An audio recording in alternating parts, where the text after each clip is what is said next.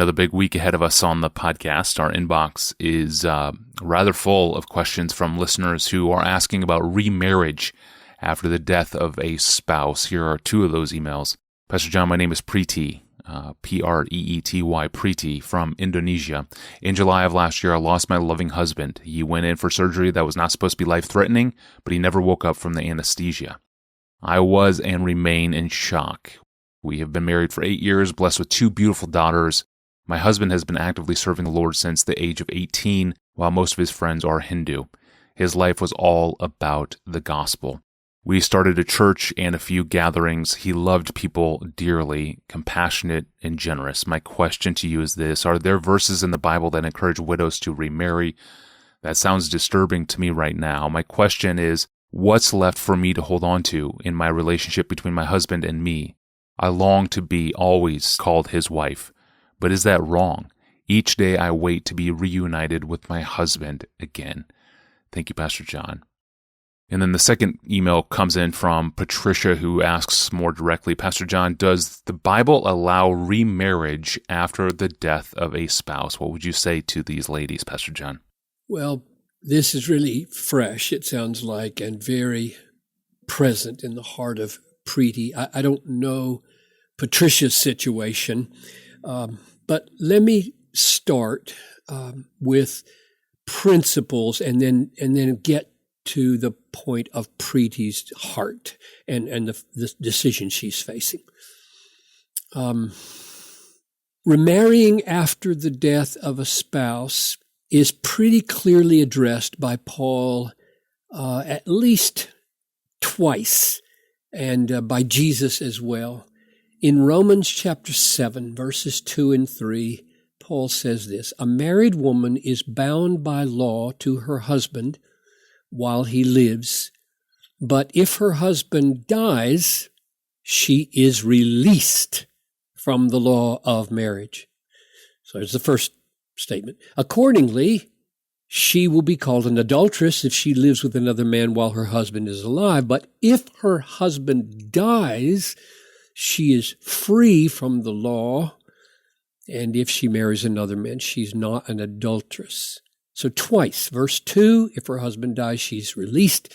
Verse 3, if her husband dies, she's free. And then Paul says in 1 Corinthians 7:39, a wife is bound to her husband as long as he lives. But if her husband dies, she is free to be married to whom she wishes, only in the Lord. So Paul simply adds to what he taught in Romans that any marriage of a believer should be in the Lord, that is, to another believer. Now, Jesus addressed the issue because the Sadducees, who didn't believe in the resurrection, tried to make remarriage look foolish. It looked like it produced polygamy in heaven. That was their shtick on why heaven can't really exist, because we'd be polygamous there because of all the people that have married again after the death of a spouse. So they pointed to the Old Testament provision that a brother is to marry the widow of his brother, raise up offspring, and they say that happened, and it happened 7 times. So now she's had 7 husbands. So with a sneer, whose wife is she going to be in the resurrection? So what did Jesus say? Did he say, oh, well, I guess she shouldn't remarry because we certainly can't have polygamy in the heaven? No, that's not what he said. He said, the sons of this age marry and are given in marriage, but those who are counted worthy to attain to that age and to the resurrection of the dead neither marry or are given in marriage, for they cannot die anymore because they are equal to angels and are sons of God, being sons of the resurrection. That's Luke 20:33-36. In other words, a widow does not need to worry about polygamy in heaven when she remarries, because relationships are going to be so different in the resurrection. No one will think of marriage in a way that makes polygamy a problem. It's just not going to be there. There won't be marriage and giving in marriage like there are here and now. So, at the principal level, widows and widowers are free to marry in the Lord. Now, just a word about Preeti's situation. She says, my question is, are there verses in the Bible that encourage widows to remarry? And the answer is yes, there are, like 1 Timothy 5:11-15, where Paul wants younger widows to remarry instead of being on the special widow care ministry that existed evidently, so that they wouldn't be a burden on the church and so that they wouldn't be a victim of Satan's temptation.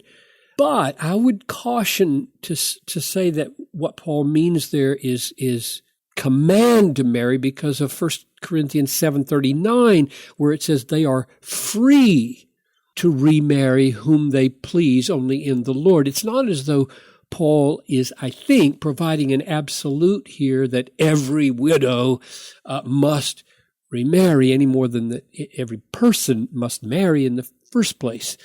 Now she adds, okay, that encouragement or positive view of remarriage sounds disturbing to me right now. My question, she says, is what's left for me to hold on to in my relationship with my husband and me? I long to always be called his wife, but is that wrong? Now, my response, Preeti, is even if you remarry someday, which you feel right now is remote, if you do remarry someday, you may respectfully be known as the former wife of your previous husband. He had no other. You were his. That fact never changes. And that would only be a problem to be known that way if your emotional bond with your deceased husband was stronger than your emotional bond with your second husband. But I would encourage you not to make any commitment not to remarry. And I would encourage you not to feel any pressure to rush into any remarriage or to exclude the possibility of remarriage. Time heals the deepest wounds, especially for believers like you who have had such sweet and good experiences that have been lost. Time heals the deepest wounds. Let time pass and let God show you over time what the future holds. Thank you, Pastor John, and thank you for the questions as well. As you can hear, we're working through some audio issues on Pastor John's side of things, and we hope to get those resolved soon, so thank you for your patience. You can, of course, subscribe to our audio feeds and search our episode archive, and even reach us by email with a difficult question that you may be facing in your life. You can do all of that through our online home at desiringgod.org/Ask Pastor John. Well, how much sleep is laziness, and how little sleep is arrogance? And when should we deprive ourselves of sleep, and how do we find the balance in our sleep patterns? We all face this question every day, really, and it's a question on the table when we return on Wednesday. And for those listeners in the United States, have a wonderful Independence Day celebration. I'm your host, Tony Reinke. We'll see you back here on Wednesday.